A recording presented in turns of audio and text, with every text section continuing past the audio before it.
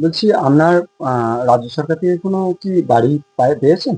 না, না পাইনি। আর অন্তর্দয় কার্ড বা রেশন কার্ডের না, কিছু হয় না। ভাতা? না, ভাতা তো ওই পাই, ওই বিধবার ভাতা। বেকার ভাতা? ভাতা তো পাই না। আচ্ছা, আপনার বাড়িতে কে কে আছে? আমার নাতনি আছে আর আমি আছি।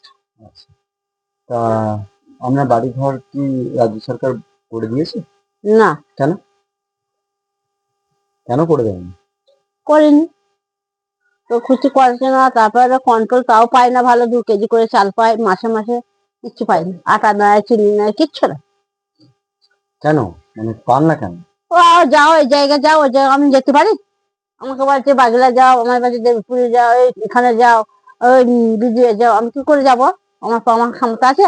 আমার হাঁটু ব্যথা, আমার মাজায় ব্যথা, আমি কিচ্ছু পারি না। তো মমতা ব্যানার্জিকে তো ভোট দেন তো? হ্যাঁ, কাকে ভোট দেন, মমতা ব্যানার্জিকে তো?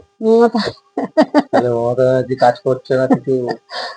যাকে দিই বাবা, সত্যি কথা বলে দিচ্ছি। হ্যাঁ, তাহলে এরা কি করবো? আমি এবার তাহলে কাকে দেবো? এটা তো আসলে চুপি আপনাদের চুপি বলবে, আমি সেরকম করবো। আচ্ছা, চুপি চুপি বলবেন। না, আচ্ছা, আপনাদের এই যে অসুবিধা তো হচ্ছে একটা বিরাট, এই যে বাড়ি একেবারে বস্তি বাড়িতে আপনারা থাকেন, না, না, এখানে ঘর নেই সেরকম ভাবে, দাঁড়াবার জায়গা নেই, আপনারা আছেন কি করে এখানে? কিছুই নাই, কিছুই পাচ্ছি না। আপনারা গেছিলেন, কাউকে বলেছেন? মানে স্থানীয় যারা আছে তাদের কাউকে বলেছেন? কানে জ্বর হয়ে কানে শুনতে পাচ্ছি না। পার্টির কোন নেতা নেত্রীকে বলা হয়েছে এই নিয়ে? পার্টি পার্টি কোনো পার্টিকেই বলিনি আমি। না, আমার দেখছে তো মানুষটা এরকম, বিধবা মানুষ, কিছু পায় না, খায় না, এই লোক দেয় খায়, তা আবার আমি কি বলবো?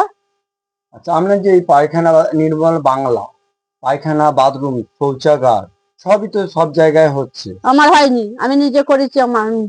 আমি নিজে এই ঘর সবার কাছে বাঁশ বাঁশ চেয়ে নিয়ে আমি কোনো রকম কুচো ইট দিয়ে আমি ঘরটা করেছি, কোনো রকম করে। আচ্ছা, ঘর, এই যে ঘরের দরজা ভাঙা, আমার ঘর ভাঙা, সব ওদের কভার ফেটে গেছে, আর চারদিকে পানি পড়ে ঘরে, এগুলো দেখতে পাই না? তো পাঠিয়ে কেউ দেখেন। বৃষ্টি হলে তো ভয়ঙ্কর ভাবে জল ঢুকে যায় নাকি? হ্যাঁ। তখন কি করেন, তখন তখন কি করেন? কখন যখন বৃষ্টি পড়লে কি করেন? তখন ওই যে এক পাশে জড়ো হয়ে থাকি, তখন এক পাশে জড়ো হয়ে দাঁড়ায়, কেউ ওই দরজার সামনে দাঁড়ায়, ঘরে যেখানে পড়ে না সেইখানটা গিয়ে দাঁড়ায়, এই করি। মেয়ের ঘর যখন থাকে তখন মেয়ের কাছে যাই একবার, আর কিছু করার আর নেই। এই রাস্তা আপনাদের ঢালাই হয়নি? ঢালাই হয়েছিল, ওই ভেঙে ভেঙে ওই যে পাইপ নিয়ে যে এই কলটা বলে বলে এই কলটা নিই, আগে কল এসেছিল, হয়নি। এইটা আবার ফ্রিতে হলো বলে নি, এটা ফ্রিতে হলো। সরকারি সুযোগ কিরাম পান? সরকারি সুযোগ আমি কিছুই পাই না, আমি কিচ্ছু পাই না। আপনার বয়স কত? আমার বয়স 60, 65। হয়েছে। স্বামীর নাম? আপনার নাম কি? স্বামীর নাম মোহাম্মদ ইউনুস। মোহাম্মদ ইউনুস। মোহাম্মদ ইউনুস। আর আপনার নাম? আমার আব্বার নাম? আপনার আমার নাম সুপিয়া বিবি। আচ্ছা আচ্ছা। কতদিনকার বাসিন্দা এখানকার? কতদিনকার বাসিন্দা আপনি? আমার যত বয়স তত দিনকার। আমার বিয়ে হয়েছে 15-16 বছর কাল, তখন মেয়ের বিয়ে হয়েছে। তখন থেকে এখানে আসছেন? হ্যাঁ, ভোট দিচ্ছেন তখন থেকে? হ্যাঁ। কিন্তু তাতেও বাড়ি ঘর কিছু না, পান? ও হবে দেবো, এবার দেবো। ও পার্টিতেও বলে দেবো, এই পার্টিতেও বলেছে দেবো, কোনো পার্টি দেয় দেবো বলে।